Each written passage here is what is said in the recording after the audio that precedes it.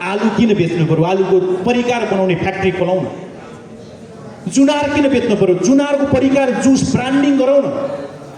Kiwi किन सिधै सग्लो बेच्नु पर्यो? किवीको जुस बनाउने फ्याक्ट्री खोलाउन, त्यसलाई ब्रान्डिङ गरेर त्यो ब्रान्ड चाहिँ बजारमा पठाउँ। हाम्रो बजार त चिन्तै छैन नि। हाम्रो बजार चाइना छ, हाम्रो बजार इन्डिया छ, हाम्रो बजार नेपालै छ। यो बजारलाई कसरी आकर्षित गर्ने भन्ने कुराको प्लान हामीसँग चाहिन्छ भने यी विषयवस्तुहरूमा अब चिन्तन मनन गर्नुपर्छ भन्ने कुरा म कमरेडसँग राख्न चाहन्छु। बाटो त के छ? लाछेउरदेखि नदी करिडोर हामी कोलन्जोर घाटसम्म पुगेपछि कति छिटो हामी मन्थली आइपुग्ने रहेछौँ। त्यो अहिले सुरुवात भएको बाटोलाई राम्रो बनाइदिए पुगेको। रामेछाप डाँडाबाट घुमदेलको लाछेउरसम्म काँडै डाँडा टुरिज्म रोड बनाऊ, त्यसलाई शानदार बाटामा फोटो स्टेसन, फोटो र टिकटक बनाउने ठाउँ बनाइदिउँ र त्यसलाई टुरिज्म रोडको रूपमा विकास गरिदिउँ। लिखुबाट जाने बाटो बनिरहेकै छ, त्यसलाई व्यवस्थित ढङ्गले शानदार त्यसका चक्ला बाटा बनाइदिउँ। अरू बाँकी साना साना बाटाहरू व्यवस्थित गर्दै जाउँला। सुरु भइसकेका छ। अलिअलि पैसा प्रदेशबाट हालौँला, स्थानीय सरकार छ त्यसले गर्छ। अलिक ठुल्ठुला सडकमा सरकार केन्द्रीय आकर्षणको रूपमा विषयवस्तु बनाउला, रोडहरू बन्दै जान्छन्। यतापट्टि हामी मध्य पहाडीको वैकल्पिक मार्गको रूपमा अहिले गुराँसे हुँदै हामी त्यो कालवा हुँदै लाने अर्को कन्सेप्ट पनि अगाडि बढाएका छौँ।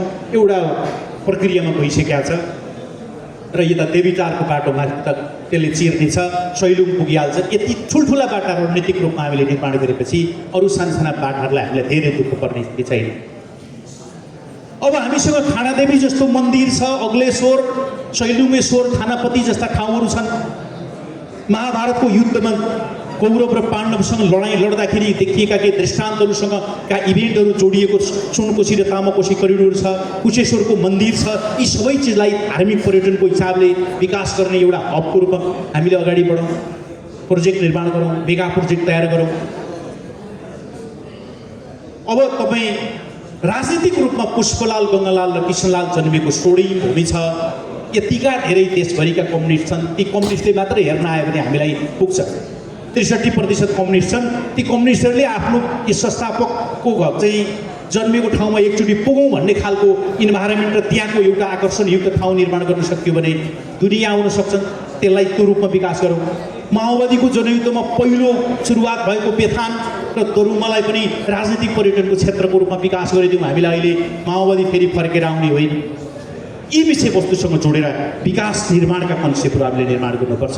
सँगै विद्यार्थीहरू युवाका लागि खेलकुदका कुरा, खेलकुद मैदानका कुरा होला, शिक्षाको पोलिसी र शिक्षाको गुणस्तर विकासको कुरा होला, सँगै त्यसपछि स्वास्थ्यसँग जोडिएका अरू धेरै सुविधाका कुराहरू होलान्। त्यसलाई हामीले जोड्दै पोलिसीमा फर्मेटिङ गर्ने कुराको सन्दर्भमा हामी चिन्तन मनन गऱ्यौँ भने रामेछापको डेभलपमेन्टमा हामीले योगदान गर्न सक्छौँ।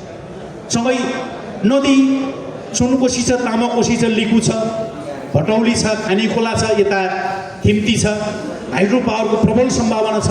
त्यो हाइड्रो पावरको कारणले एआईको डाटा सेन्टर बनाउने कुराको सन्दर्भमा रामेछाप फिजिबिलिटीका लागि स्टडी गर्दा योग्य ठाउँ बन्न सक्छ। त्यो पछि त्यसले ठुलो रोजगारीको आयामको रूपमा विकास गर्न सक्छ। त्यो चिजलाई पनि हामीले सम्भाव्यता हेरौँ। यी हिसाबले पार्लियामेन्टलाई यो आकर्षित गर्ने गरी पार्लियामेन्टमा रामेछाप फोकस गर्ने कुरा मैले एज अ प्रतिनिधि भएर जाँदा यी विषयवस्तुलाई उठाउने कुराको प्रतिबद्धता यहाँहरूको बिचमा राख्नु। अब कमरेडहरू, पार्टीको हिसाबले भन्नुहुन्छ भने माओवादी मित्रहरू, योभन्दा अगाडि 20,000 भोट ल्याएको माओवादी साथीहरूलाई आह्वान गर्छौँ हामीले, तपाईँको पार्टी प्रचण्डले सँगै मिसाएर अब हामी एकै हौँ भन्ने कुराको घोषणा गरिसक्नु भयो। स्वार्थ मिलेन छुट्टिनु भयो, छोडिदिनुहोस्। सँगै बस्नुभएको रामबहादुर थापा हुनुहुन्छ, सँगै बस्नुभएको लेखराज भट्ट हुनुहुन्छ, केपी ओलीको दाहिनेपट्टि रामबहादुर थापा हुनुहुन्छ, अर्को शङ्कर पोखरेलको महासचिवको दाहिनेपट्टि लेखराज भट्ट हुनुहुन्छ। माओवादी मित्रहरू, सबै माओवादीका साथीहरूलाई एकपटक अफर गरौँ, तपाईँलाई एमाले हुन कसले रोक्छ? तपाईँको कम्युनिस्ट आन्दोलनको मूल स्पिरिट त यही छ। यो मदर पार्टी यही हो विचार दृष्टिकोणको हिसाबले भनेर त्यहाँ हामीले कन्भिन्स गर्न सक्ने ठाउँ छ। यी हिसाबले उनीहरूलाई पनि अलिकति आकर्षित गर्ने गरी हामी अगाडि जाउँ। अब अर्को विषयवस्तु नयाँ युवाहरूको निमित्त सुशासन र पारदर्शिताको विषय हामीले उठान गर्छौँ। हाम्रा पार्टीभित्र कमान्डका साथ, दाबीका साथ हामीले भन्छौँ हामीले कुनै अनुशासन भन्ने कुरा कहीँ सिकायौँ, कुनै प्रशिक्षण हामीले अनुशासन बाहिर गऱ्यौँ। कुनै षड्यन्त्र सिकाएका छौँ हामीले? हामी त सबै नागरिक बनाउन सिकाइरहेछौँ नि। तर 7 लाख पार्टी सदस्यभित्र एउटा कोही बलात्कारमा परेको होला, एउटा कोही जेल परेको होला, कोही एउटा ठगीमा परेको होला, 5-7 जना 10 जना 100 जना मान्छे कुनै विषयवस्तुमा जोडिएका होला। के हाम्रो पार्टी सबै खराब भएको पार्टी हो? पुरानो भने के? कहिल्यै पार्टी पुरानो हुन्छ? नियमित 5 वर्षमा अधिवेशन गर्छ, नेतृत्व अपडेट गर्छ, विचार अपडेट गर्छ र दस्तावेज अपडेट गर्छ, आफ्ना दृष्टिकोणहरू अपडेट गर्छ। त्यो पार्टी कहिले पुरानो हुन्छ? को पुरानो? पार्टी कहिले पनि पुरानो हुँदैन। नयाँ र पुरानोको भाष्यलाई मजाले डिफेन्स र प्रतिवाद गर्नुपर्छ। नो नट एगेन भनेर नारा ल्याइदिए एकचोटि। अब उनीहरू पहिलोचोटि लडेका थिए, अब अरू सबै नो नट एगेन भन्दिए। अब अहिले Rabi Lamichhane no not again भन्छ नि त। कहाँ गयो नो नट एगेनको एजेन्डा भन्नुहोस् त? 3 चोटि लडिसक्यो त्यो रवि। अब अहिले स्वतन्त्र पार्टीले भन्छ त नो नट एगेन। त्यो उनीहरूको स्वार्थका लागि जो उठाइएको रहेछ नि त।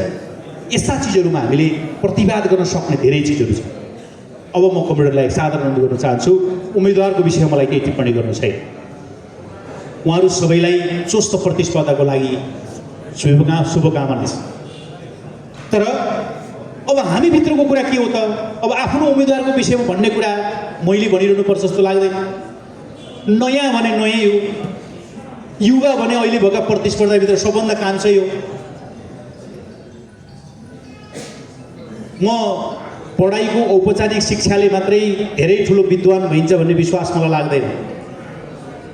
व्यवसायको अनुभवले पनि मान्छे धेरै विद्वान हुन्छ। आफ्ना क्षेत्रका विद्वानहरू सबै हुन्छन्। अब मैले पनि एउटा दुईटा विषयमा डिग्री गरे होला हैन, पिएचडी गरौँला। त्यो पिएचडी गर्दैमा म धेरै ठुलो विद्वान हुन्छु भन्ने म ठान्दिनँ। तर पनि एकाडेमिक हिसाबले तपाईँले अगाडि सारेको उम्मेदवार धेरै कमजोर चाहिँ छैन है भन्न सकिन्छ। अब विचार दृष्टिकोण हिसाबले हरेक इस्युका सोसाइटीमा उठेका हरेक चिजहरूसँग डिल गर्न सक्ने, त्यसलाई ट्याकल गर्न सक्ने, त्यसको जवाफ दिन सक्ने र त्यसलाई रेस्पोन्स गर्न सक्ने सक्षम तपाईँको प्रतिनिधि हुनेछ भन्ने कुराको म यतिको कुरा चाहिँ तपाईँहरूको बिचमा कमिटमेन्ट गर्न चाहन्छु। पार्लियामेन्टभित्र उभिँदा तपाईँहरूको शिर झुक्न म तिरेत छैन। पार्लियामेन्टभित्र दुनियाँका आँखा अगाडि तपाईँहरूका शिर ठाडो पार्ने गरी नै मैले आफ्ना प्रस्तुतिहरू राख्नेछु। यति कमिटमेन्ट तपाईँहरूको बिचमा भएपछि ढुक्कले तपाईँले लाग्न सक्नुहुन्न र त्यसैले म सबै कमिटीलाई सादर अनुरोध गर्न चाहन्छु। एभ्री पर्सन माधव ढुङ्गेल भने अब म हुँदैन यहाँ, तपाईँ नै हो। अब सम्पर्क मञ्चले यो आज कार्यक्रम गरेर चुप लाएर बस्नु पाउँछ र? पाउँदैन। 96 वटा बुथ समूह निर्माण गरिहाल्नुहोस्। एक बुथ एक्टिभ युथ भनेर जिल्लाले नारा दिएको छ। 2501 सदस्य सम्पर्क मञ्चको अध्यक्षतामा निर्वाचन परिचालन कमिटी घोषणा गर्नुहोस्। आजै सन्देश दिनुहोस्, जबरजस्त सन्देश दिनुहोस्, लिस्ट तयार गर्नुहोस् र यो बिचमा तपाईँले यस्तो बनाउनुहोस्, कहीँ 100 जनाको होला, कहीँ 2500 जनाको, कहीँ तपाईँसँग कमी र बेसी हुनसक्छ बुथ अनुसार, सबै ठाउँमा बराबर हुन्छ भन्ने कुरा छैन।